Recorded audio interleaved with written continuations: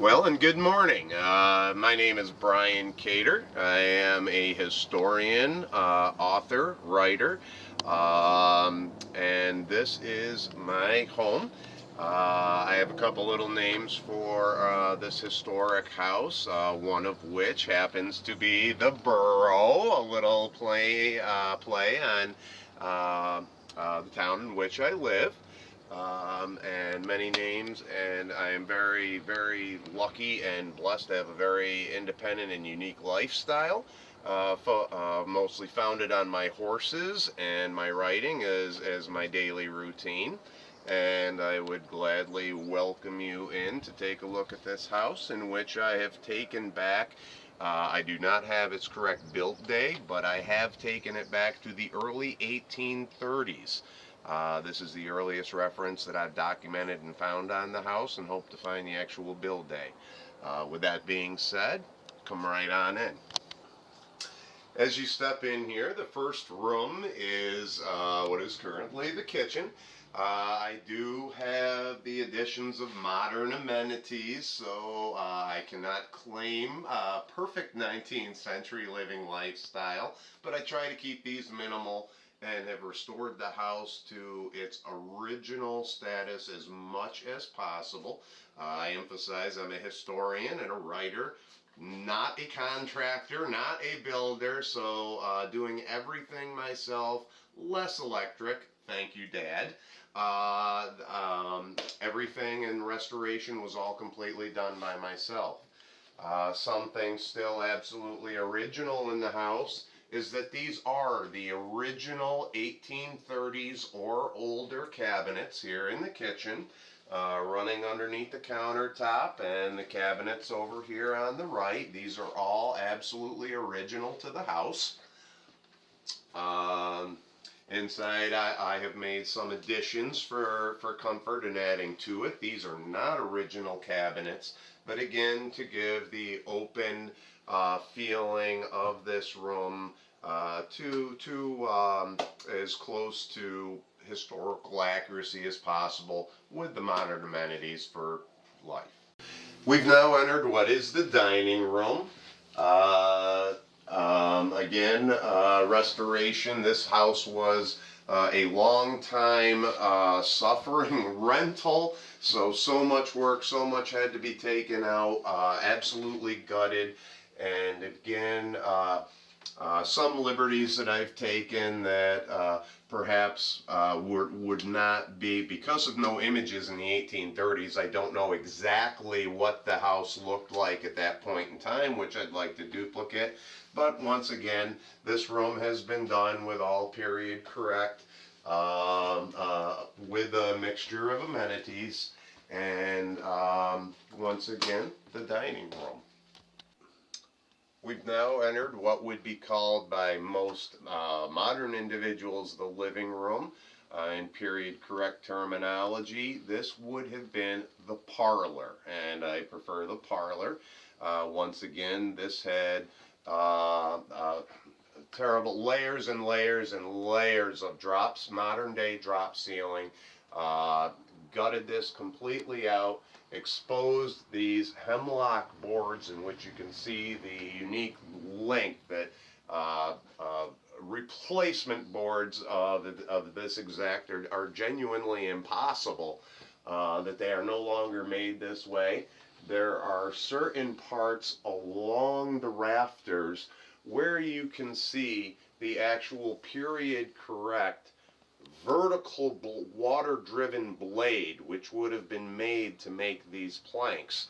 I'm sorry, Charles Ingalls, the round rotating saw blades in the lumber mills are not period correct. They did not have those yet, and these would have actually been vertical, straight, water-driven blades to create these rafters and beams.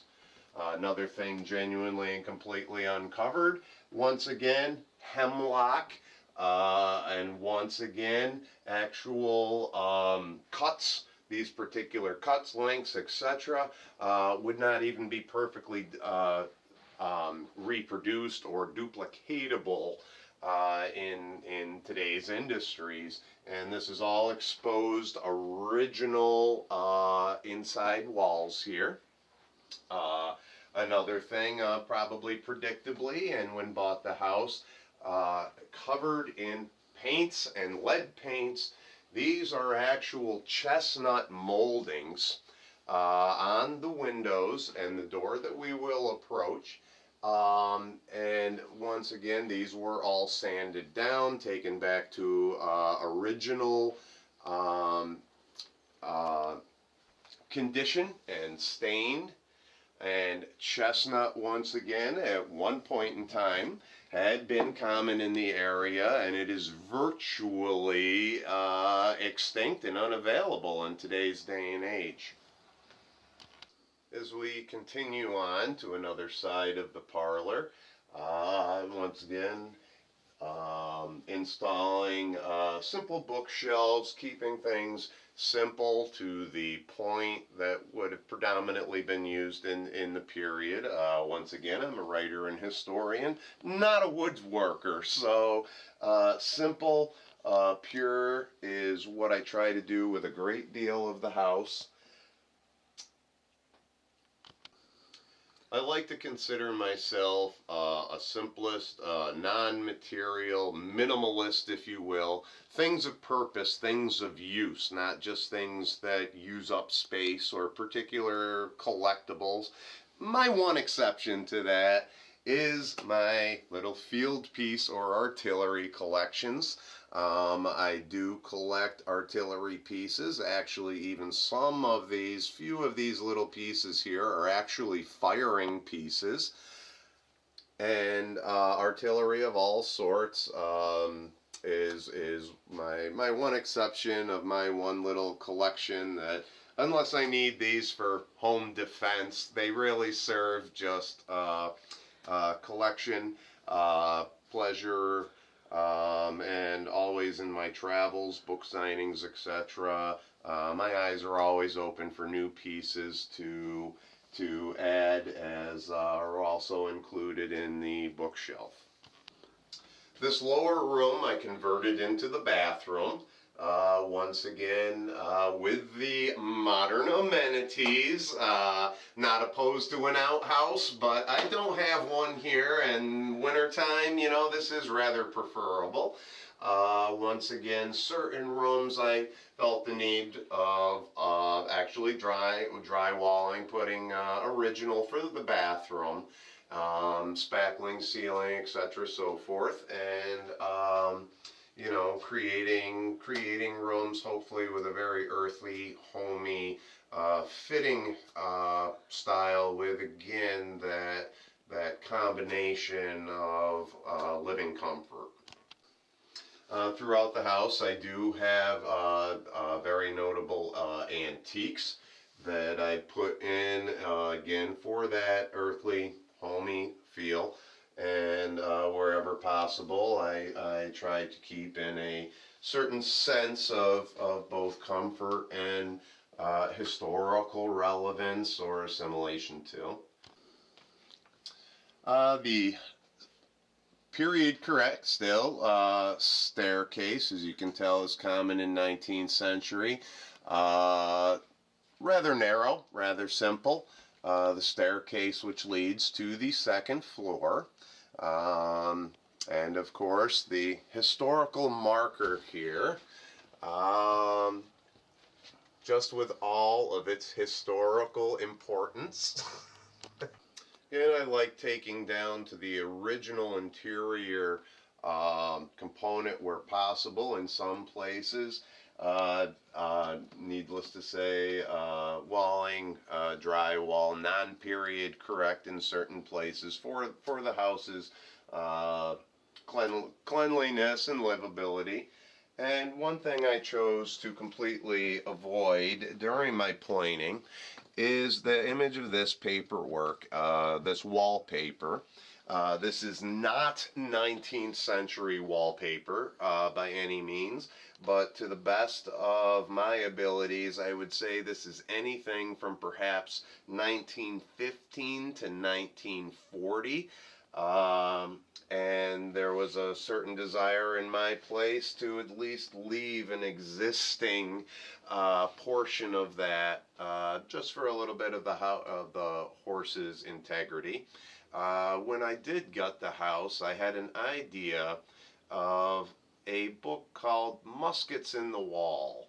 That was a thought that I had when I first started completely gutting the house, and that would be perhaps documentation or a small story about all the interesting things that I found in the walls in the house. Well, I was disappointed with what I found in the house, with perhaps one exception.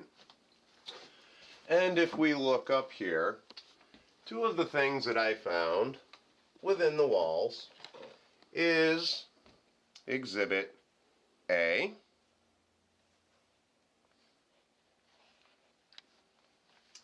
and Exhibit B. Now, needless to say, this would be said to be a very early century child shoe. In the period and in the time, both of these would be very expensive high-end shoes of the time. This one here can very easily, as you can see with the size of my hand, this, in my opinion, could be easily misrepresented as a young woman or a young child shoe, where in my belief this is actually a grown woman, at least adult woman, 18 years, 20 years, 30 years older, etc. And just a very small shoe size, because this is really what would be a very, very expensive shoe in the time and period. But these two things were found, and perhaps a slight unknown little tidbit is that it was actually a common, not standard or absolute, but a common practice of the time to put a woman or young lady or child shoe in the wall for preservation and good fortune to the house. And being that I found these, and this house approaching 200 years old at least, I think that, not being a superstitionist, but the house has had a very good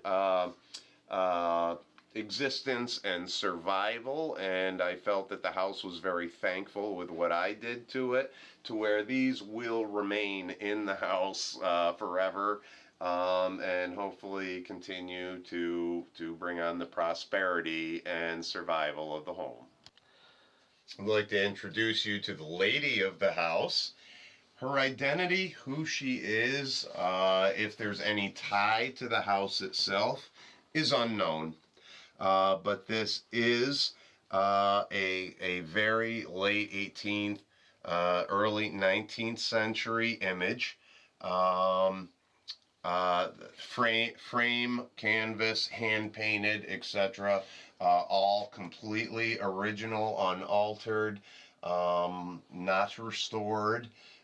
In its original state. And once again, this is the lady of the house, and I wish I had more information as to exactly who this is, but she has a place in the home and always will. As always, I try to have a great deal of antiques and personal interest and genuine old-time pieces. This is one here. This, a century ago would have been a very, very expensive piece for the household. I like to use this as my little museum center, if you will. And as I come through here, this is just where a small number of collectibles of many in the household that I like to keep. Glass plate negatives, for example. Some genuine, authentic antiques. Some mix of high-end reproduction pieces. So a little bit of everything, but again, something to to just enhance the historical aura feel of the household. As far as my genuine antique clock, and once again, an very original, unaltered image, as would be described. And again, this young lady, I am afraid I have no information on exactly who this is, but another piece again to where fits the theme of the house, and like to include and have a forever home in a house that perhaps both of the ladies in this home would get a feel and a comfort of being in. Virtually the exact same weapon, sometimes referred to as the two-bander because of the 1-2 bands here as opposed to the 3-band rifle. It is 58 caliber. It is virtually the exact same weapon as the 3-bander, but just a little bit shorter. Everything else in that is virtually the same as the 3-band weapon in every way, with the slight exception as well as the this weapon is also referred to as the Zouave rifle or the Mississippi rifle because of Mississippi troops that were issued this, as well as Zouave troops notoriously in Louisiana and Pennsylvania, New York amongst others, modeled after troops of Napoleon, and many of these units were issued this weapon as well, with the notable bayonet, which was actually intentionally designed to differ from the standard bayonet of most units and symbolic of the Roman gladius. So really produced and made with a little bit of this awing factor here. One, for the psychological importance, tactically speaking, of the bayonet, which existed in the period, as well as just that awe, symbolic, cool element that is timeless with human nature. Again, with the fundamental of my life revolving around my historical horses and my truly blessed independent life, comes one of the most important things, my writing. The first 2 books in the series, the entire series is 12 years work for me.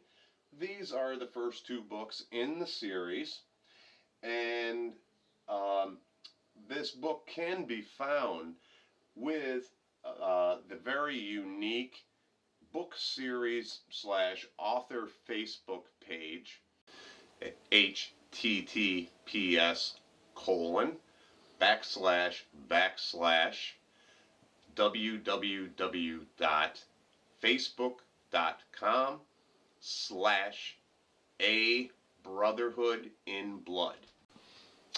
And in addition to that link, the author series Facebook page can also be accessed by simply the matching name of Book 1, A Strong Brotherhood in Blood, on Facebook. As I've emphasized a couple times already, my life is completely founded on my historical writing and my horses. And with that being said, my genuine life partner deserves to be shown and get his moment. This is Solomon. Solomon is my genuine life partner of my 3 babies, and is the absolute dream war horse that I've always dreamed of. Again, this is something, a daily relationship, and able to do with my unique lifestyle that is completely on my own schedule. And the very unique book series author Facebook page can also be accessed very conveniently by the name of Book 1, A Strong Brotherhood in Blood. The book is available on Amazon, Barnes & Noble, all online sites. But I certainly encourage that they are also available by direct author order via the Strong Brotherhood Facebook page, personal private message, or by email bcater1861@hotmail.com, where you could get your specially signed copy by direct author order.